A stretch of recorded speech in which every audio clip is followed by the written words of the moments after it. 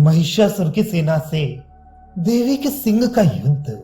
श्री दत्तात्रेय जी कहते हैं, हे परशुराम, सब देवगण द्वारा भगवती को विविध शस्त्र अस्त्र और पान पात्र आदि उपहार में दिए जाने के अनंतर सिंह पर आरूढ़ हो करोड़ों सूर्यों की समान कांति वाली विविध अस्त्रों से शोभित हजार भुजा धारणी किरीट में जटित रत्न प्रभा भासित सूर्य की आलोक संपन्न दीप्ति जिसका अनुकरण करती है, ऐसी तीन नेत्र धारणी अत्यंत स्वर्ण में कांति वाले वस्त्र से वेष्टित वह भगवती समुद्र के द्वारा दिए गए शंख को अतीव हर्षित होकर बजाने लगी। उस महादेवी के पीछे सिंह ने गर्जना की और देवगण ने जयनाद किया। जय जयकार के शब्द घोष तथा सिंह गर्जन दोनों के साथ भगवती की शंखनाद अत्यंत भीषण वैरव रूप था और वे विडालाक्ष उस त्रिभुवन को विदीर्ण करने वाले ऐसे नाद को सुनकर मूर्छित हो गया। उस शब्द से विशेष त्रस्त हो विडालाक्ष भाग गया। वह दानव महेश तीनों नादों के घोष की ध्वनि सुनकर अत्यंत क्रुद्ध शब्द का लक्ष्य भेद कर अत्यंत वेग से देवी के उत्कृष्ट वैभव को विडालाक्ष सुनकर क्रोध से अत्यंत चेतना खोकर संतुलित रहित हो दैत्यगण के सहित आगे आ गया। महेश के उस सेना में बलशाली उदग्र चिक्षुर असिलोमा दीर्घनु और विडालाक्ष ये 5 सैनिक दैत्यों की अनेक कोटियां सबको लेकर अपने सैन्य दल के साथ उपस्थित थी। उग्रवीर्य उग्रास्य प्रलंब प्रभंजन सारण कृकलास काकवक्त्र तथा विशंकट ये महिष के पुत्र महावीर संपन्न और पराक्रमशाली विशेष क्रोधयुक्त होकर देवी भगवती से लड़ने को अस्त्र शस्त्रों से सुसज्जित होकर आई। मेरुंड काकतुंड कुरंड चंड विक्रम भांडीर डिंब कृकच काचकांत एवं कटोत्कट ये 9 ही उसके मंत्री गण देवी के साथ युद्ध करने आई। प्रत्येक कोटि संख्या वाली सेनाओं के प्रधान ये अध्यक्ष थे। दैत्य गण का देवगण के साथ महायुद्ध हुआ। इनमें जो लड़ाई छिड़ी कि शस्त्रों और अस्त्रों की वर्षा कायर पुरुष के हृदय विदीर्ण करने वाली थी। देवगण ने शस्त्रों और अस्त्रों से दैत्य सेना को चारों ओर से मार गिराया और दोनों पक्षों के योद्धाओं ने अत्यंत दारुण युद्ध किया। दैत्यों ने देवगण को पीछे हटाया। इस प्रकार देवासुर संग्राम चला।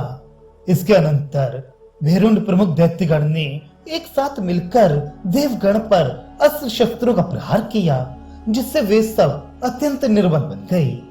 देवगण को पराजित होते देखकर भगवती ने सिंह को प्रेरित किया। दुर्गा से अधिष्ठित सिंह आकाश के अंतराल में उठकर दैत्यों की सेनाओं पर अत्यंत प्रबल वेग से झपटा, जैसे गरुड़ सर्पों पर झपटता है। किन्हीं राक्षसों को नखों से, किन्हीं को मुखों से और कितनों को अपनी पूंछ की लपेट में लेकर तथा कईयों को अपने अयाल के फटकारने से व औरों को अपनी छाती के जोर से अति प्रबल वेग करके भी दैत्य गण को इस प्रकार नष्ट करने लगा, जैसे सर्पों को गरुड़ पक्षी अनायास हसेमान करता है। सिंह के द्वारा दैत्य लोगों के कपोलों, कान के पास के भागों, नाक, हृदय, हाथ और पैरों का हरण कर दिया गया व उन्हें पेट, कोख तथा सिर से रहित बना दिया गया। दैत्यों के वन में सिंह ने महादावानल के समान रूप धारण कर क्षण मात्र में ही दैत्य प्रधान सैनिकों ने विनष्ट हुई दैत्य सेना को देख उदग्र आदि महाअसुर गण शस्त्रों को लेकर सिंह को मारने के लिए दौड़े। एकाकी सिंह भी भगवती दुर्गा के संरक्षण में उन सब से लड़ने लगा। उनके वज्र के समान अवैध शरीरों को सिंह ने दैत्यगण के देखते देखते सामने ही आकाश में ऊपर छलांग मारकर उदग्र के सिर पर गिरकर उसे अपनी छाती से पीस दिया। उसके इस प्रकार के पराक्रम को देखकर देवगण तथा दानवों ने भोर भोरी प्रशंसा की। फिर वे एक निमिष मात्र में ही वेग से चिक्षुर आदि को पैरों से थामकर आकाश में उड़ गया, जैसे गीध मांस को उठा लेता है। जैसे भेड़िया मृगों का पेट फाड़ डालता है, वैसे ही उसने उनके पेट चीर डाले। वे फटे पेट वाले राक्षस पृथ्वी पर मृतक होकर गिर पड़े। इस प्रकार इन 5 सैनिकों को मारकर फिर वे दैत्य सेना को नष्ट करने लगा। सेनापतियों को मारे गए देखकर भेरुंड आदि 9 बलवान मंत्रीगण सिंह को मारने के लिए तत्काल आए। उन 9 से दीर्घ समय तक युद्ध कर उसने प्रचंड विक्रम वाले कुरंड को अपने पैरों के तलवों से प्रहार कर एक बार ही क्षण भर में मार डाला। भेरुंड को वे खा गया और उसने भांडीर को चीर डाला। सामने की छाती से डिंब, किरकच और कचोतकट को मार डाला। अपने पूंछ से काचकांत का विशाल सिर काट दिया। अपने पंजे की थाप से काकतुंड को मृत्यु के घाट पहुंचा दिया। इस प्रकार मंत्री लोगों को मारकर उस सिंह ने अपने अयाल फटकारते हुए वर्षा के गंभीर मेघ के समान बहुत भीम रूप से सिंह गर्जन किया। वीरवर सेनापतियों और मंत्रियों को मारे गए देखकर महिष के 8 महाबलशाली एवं पराक्रमी युद्ध विद्या और अस्त्र शस्त्रों में अत्यंत प्रवीण पुत्रों ने युद्ध में आगमन किया। उग्रबीज ने हाथ में गदा लेकर उस सिंह से युद्ध किया। बहुत काल तक युद्ध कर सिंह के तलवों के आघात से मूर्छित होकर वह भूमि पर गिर पड़ा। उग्रास से प्रलंब, प्रभंजन और सारण, इन चारों बलशाली योद्धागण ने त्रिशूल, परिघ, प्रास और तलवार हाथ में लेकर सिंह से लड़ने की चेष्टा की। यम के समान इन समाचारों से एकाकी होकर भी सिंह इनका काल बनकर लड़ने लगा। इतने में ही मूर्छा से उठकर उग्रवीर ने अत्यंत क्रुद्ध हो गदा को संभालकर खूब वेग से घुमाकर सिंह के सिर में आघात किया।